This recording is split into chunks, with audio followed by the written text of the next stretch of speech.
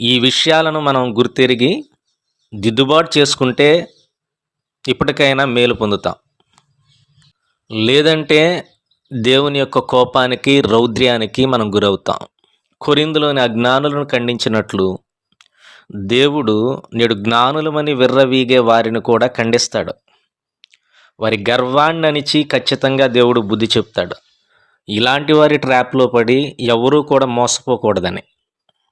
సంఘాల్లో మాట్లాడినా, పబ్లిక్లో మాట్లాడినా, యూట్యూబ్లో మాట్లాడినా దేవుని కంటే, యేసుక్రీస్తు కంటే తామెక్కువ ఫోకస్ అవ్వాలని, తమను తాము పబ్లిసిటీ చేసుకోవటానికి విశ్వ ప్రయత్నాలు చేసే ఇలాంటి వారి మీద దురభిమానాన్ని పెంచుకోకూడదని, అజ్ఞానమును జ్ఞానమని భ్రమించకూడదని, ఇలాంటి వారిని ప్రోత్సహించే వారిని కూడా దేవుడు విడిచిపెట్టడు అనేటువంటి విషయాన్ని గుర్తించాలని ఈ విషయాలు చెప్పడం జరుగుతుంది.